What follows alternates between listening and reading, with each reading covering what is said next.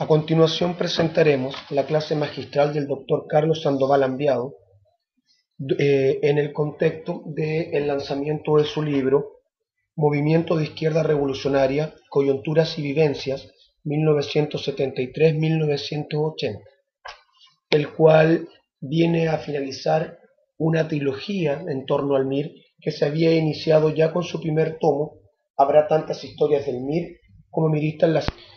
De estas investigaciones, el Dr. Carlos Sandoval busca abrir la posibilidad de reflexionar en torno al pasado y sus hechos significativos, para así contribuir a la edificación de un futuro que se aparte de los errores del pretérito. Para ello tiene sentido escribir historia, para ello tiene sentido desplazarse sobre el pasado y hurgar en la memoria de los protagonistas.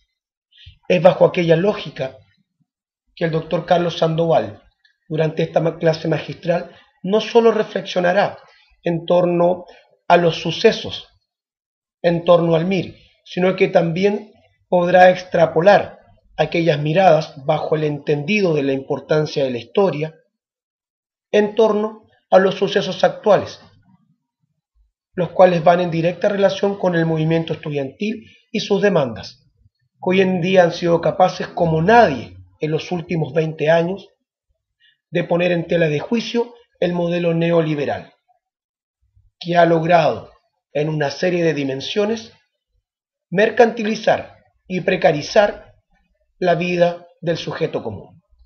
A continuación, dejaremos con ustedes la clase magistral del Dr. Carlos Sandoval, miembro de la Mancomunal del Pensamiento Crítico.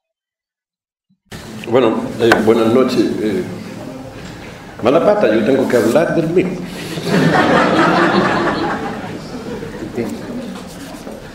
Pero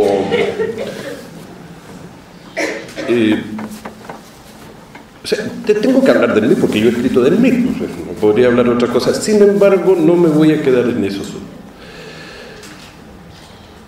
Yo lo primero que tengo que hacer, sí, naturalmente, es darle las gracias a Rayén Quesada, que está por ahí, semi escondida. Una niña de 9 años en ese entonces escribió un poema que es el que abre el libro y que ella, en la memoria transmitida desde sus padres, también miristas, llamó Sol Rojo,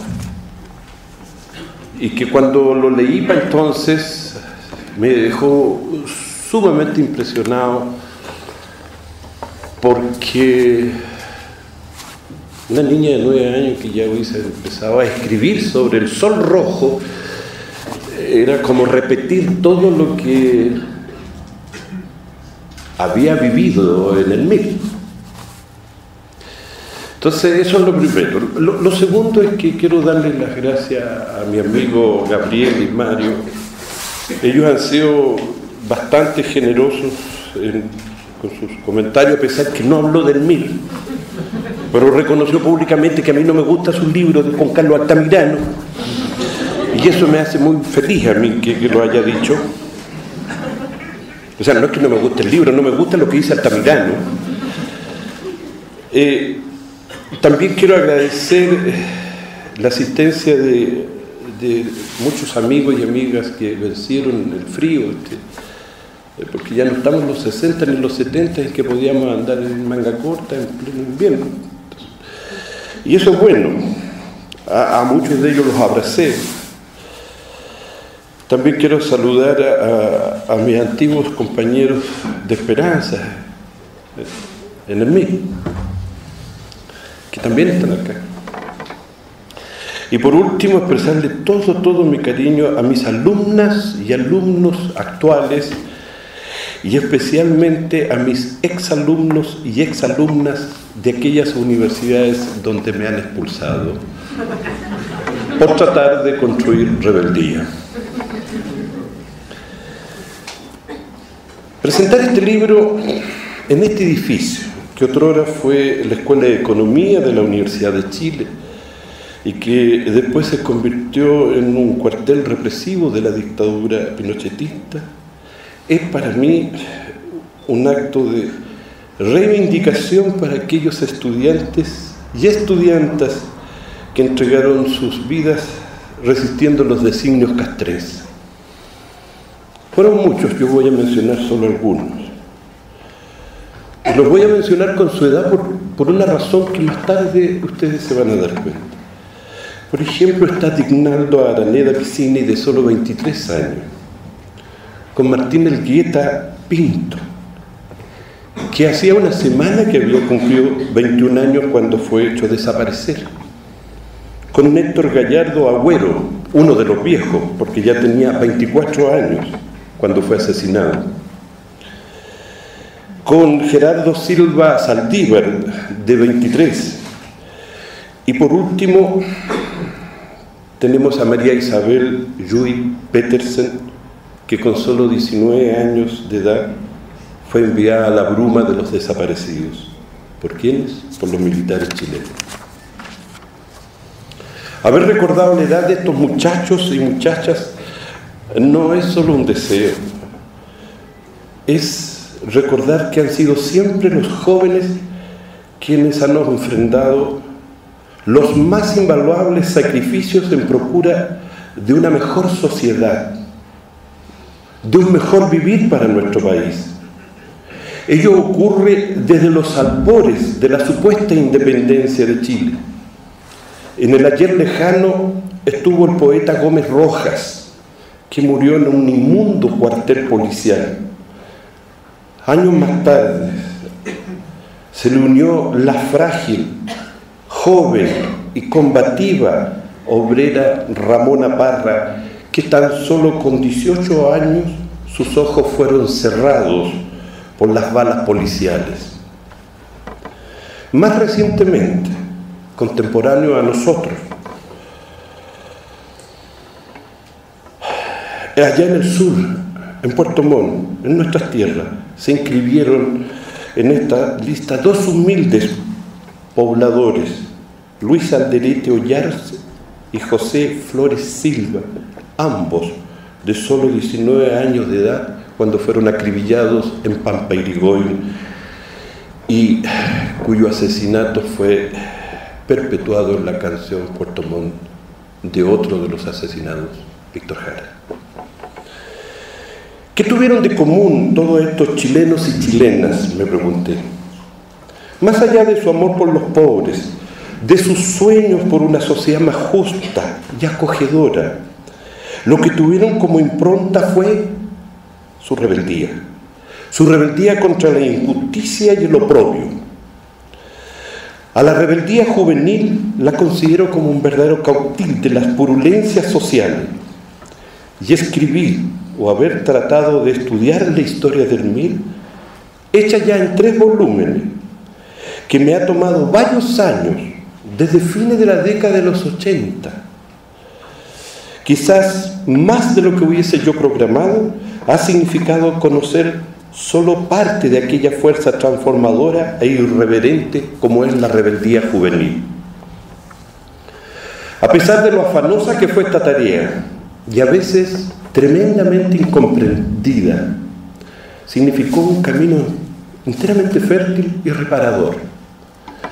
Fértil porque me permite aportar a comprender un poco más lo ocurrido con los revolucionarios y sus propuestas. Reparadora porque, y aunque parezca tremendamente egoísta, debo decirlo, me permitió conectarme con compañeros a quienes quise mucho y que les debo la vida. Conocer y estudiar emociones, sueños, miedos, padecimientos y esperanza es, a no dudar, una experiencia invaluable para cualquier historiador. Esto de trabajar la historia mirista me significó un potente desafío profesional y humano. Durante todo el periodo de estudio, hube de luchar contra la autocomplacencia, la justificación e incluso la omisión de sucesos que podrían haber dañado la imagen del mirismo. Reconocer, por ejemplo, que éramos machistas, y que en una ocasión pasada significó una reacción tremendamente grave de muchos milistas, los que me interpelaron y otros abandonaron el salón. Mis dos compañeros aquí al lado fueron testigos de ello. No obstante, ello no implica que el resultado de esta pugna sea una historia objetiva. Por el contrario, es tremendamente subjetiva. Es mi ojo sobre el quehacer de esta organización política que se autodefinió político-militar y que fue vista por otros como un grupo de jóvenes románticos o, en su defecto, como una banda de terroristas.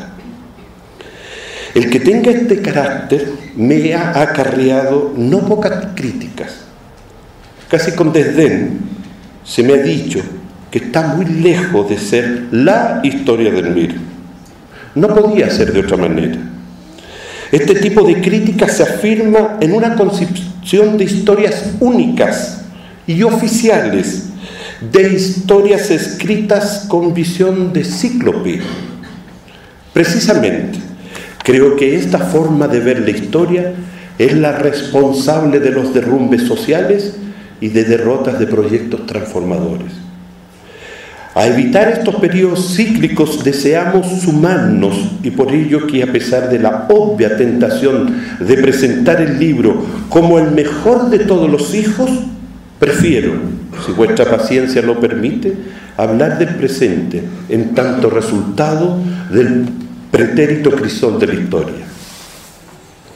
En estos días hemos visto que las anchas alamedas continúan abriéndose por donde el hombre y la mujer libre transitan hacia un horizonte mejor. Miles de manos y pies retumban en la grisácea construcción neoliberal que, a pesar de sus petulantes luces hedonistas, trastabilla cada vez con más frecuencia e intensidad. Nos han tratado de hacer creer que en nuestro suelo también la historia había terminado. Nos trataron y aún tratan de convencer que la pugna entre el poder y los dominados estaba resuelta por la omnipresencia del mercado, que el arreglo entre individuos sustituía todo tipo de consenso asociativo y que la competencia debía desplazar a la solidaridad. Se dice que gracias al crédito, mejor dicho a la usura, los chilenos han elevado su condición de vida. Sin embargo, la realidad está muy lejos de ser así. Ese supuesto mejoramiento de nivel de vida no es más que una farsa vital que trata de ocultar las deudas y la pobreza eterna de los chilenos. Se reitera en foros internacionales, en estudios de eruditos, en panfletos callejeros y en todos los callejones sociales que Chile tiene una brutal desigualdad social. Pero no solo tenemos desigualdad, también padecemos de una especie de interdicción cívica causada por una clase política que mantiene con decenas de artilugios y trampas secuestrada la ciudadanía, más bien la soberanía ciudadana. Desde el desplazamiento del dictador se nos cerraron los caminos participativos para reconstruir la democracia. Los argumentos fueron múltiples y variados. Iban desde que no había que provocar una reacción del militarismo hasta que estábamos inmaduros para asumir responsabilidades políticas. Y así, entre amenazas y chantajes, trataron de poner rienda y mordaza a la fuerza transformadora que se incubó en las barricadas antidictatoriales de los años 80. Una de sus tretas fue consensuar por arriba cambios cosméticos, una constitución espuria, y consagrarla como democrática, en consecuencia que no se hizo otra cosa que profundizar la exclusión.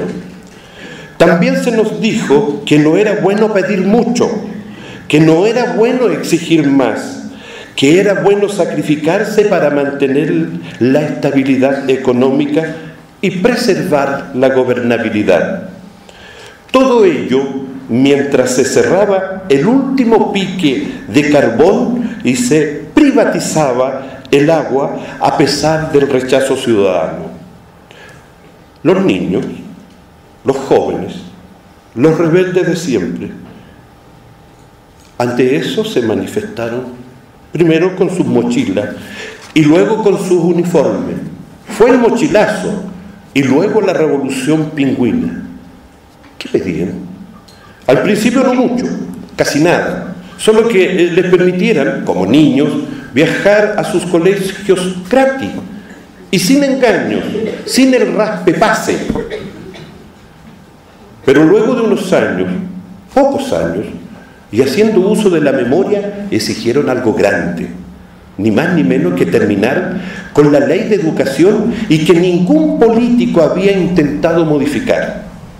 Reclamaron por mejores horizontes educativos, con más calidad y con más equidad. Semanas de movilización social y represión policial terminaron ¿cómo? En un acto de la clase política, cogidas de las manos en la vitrina de la estupidez, jurando el más profundo de los cambios en el sistema educativo. Una leje, es que me confundo, entre loce y leje prácticamente es lo mismo. Que todo cambie para que nada cambie, fue la consigna, creyendo que con ello se abortaría para siempre la lucha de los estudiantes. En cambio hoy, la protesta es por algo aún más complejo. Estos muchachos y muchachas han elevado la puntería. Hoy reclaman por desterrar el lucro. Y eso es ir contra el ADN mismo del modelo socioeconómico imperante. Pero también batallan por regresarle el verdadero sentido a la educación, en cuanto a que es un derecho y no una mercancía, sujeta a los más voraces intereses económicos. Vivimos en una sociedad neoliberal y mercantil. En ella todo es válido para hacer fortuna, y en este camino nos topamos con las más inmundas prácticas. Perplejo, leí hace unos días una noticia de provincia en que unas monjitas, habían demandado judicialmente a otras monjitas porque se estaban quedando con la subvención del colegio. Parece broma, resulta medio jocoso, pero es la realidad a la que nos conduce el afán de lucro. Un destacado pensador de una fundación de derecha dijo hace poco que el lucro era y que es legítimo porque constituye el pago justo por el trabajo realizado. Así, sin rubor y con sofisticados argumentos, ellos tratan de confundir. Todos sabemos que lo recibido por un trabajo es el salario, y por lo común este salario resulta mucho menos en términos de valor de lo que producimos. Lo dijo un señor de barba hace muchos años atrás.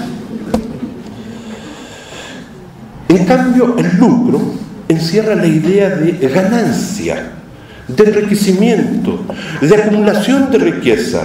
En Chile, perdónenme, pero nunca hemos visto a un trabajador lucrando con su trabajo. Nunca hemos visto a un trabajador millonario. Muy por el contrario, normalmente se debate en una cruda y ruda pobreza. Lucrar en educación está en contra de su propia naturaleza. Educar es liberar, educar es crear, educar es abrirse al conocimiento, educar es un derecho humano y no una mercancía, y con un derecho humano no se debe, no se puede lucrar. Por eso el lanzamiento de este libro está en una universidad estatal y no en una privada. Pero este reclamo y rechazo no apunta solo a gobiernos y a organizaciones políticas corporativas. Incluso va más allá este reclamo de los muchachos y muchachas que están en la calle. Va más allá de un torneo electoral. Muchos chilenos y chilenas se han ido percatando de que una elección más una elección menos no viene a resolver los problemas reales que estamos viviendo. Ya no basta con el castigo periódico a tal o cual candidato o a una coalición partidista. Probablemente el cuestionamiento tiene que ver con el sistema mismo y no solo con las evidencias formales de este.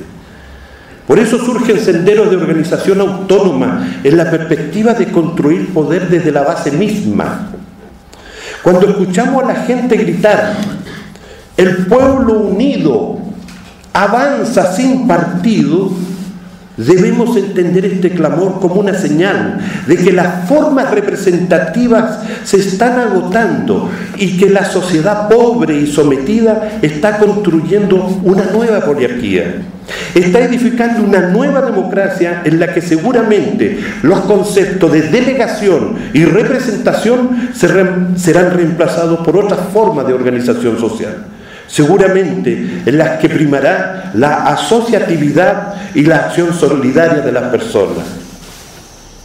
Sin embargo, en esto de otear el horizonte, en esto de construir poderes y esperanzas, las cosas no serán fáciles y rápidas.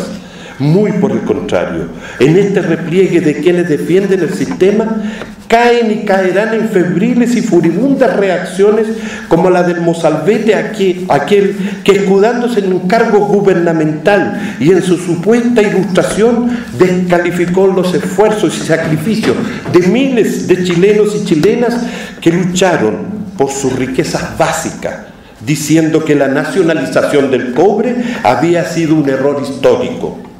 La única respuesta que le podemos dar a este relamido funcionario es que intensificaremos la lucha por renacionalizar el cobre y todas las riquezas básicas de nuestro país. Creo que ese es el principal camino para recuperar la soberanía nacional y ciudadana de los chilenos y chilenas. En ese mismo sentido estarán las intenciones de crear artificialmente representaciones políticas de supuestas orientaciones populares, independientes, unitarias y democráticas. Es probable, de una u otra forma, así ha ocurrido, más de alguien se dejará llevar por estos cantos de sirena. A estas acciones se suman otras iniciativas desmovilizadoras. Son aquellas que han venido practicando el arte de quedarse solo con lo posible. Por ello han empezado a surgir deseos de construir consensos, de negociar, dicen algunos. La pregunta es obvia. ¿Qué debe negociarse con los mandatados? Otros, incluso voces clericales, sugieren a las autoridades que deben escuchar las demandas. Desde mi perspectiva, no hay nada que negociar, no hay nada que escuchar. El único camino realmente democrático es que los mandatados, es decir, las autoridades, obedezcan y ejecuten lo que se les reclama. Es probable que estemos empezando a ver y a vivir el asomo de un nuevo proyecto político que podría llegar a convertirse en una propuesta histórica. En otras palabras, puede ser que estemos entrando muy lentamente en un nuevo periodo de nuestra historia en la que la palabra revolución adquiere significación de hechos y no en una mera consigna construida y manejada desde la élite de algunos avanzados del pensamiento. Si es este el devenir, creo que sería el mejor homenaje para los que ofrendaron sus vidas por una vida mejor para nuestra sociedad. Muchas gracias.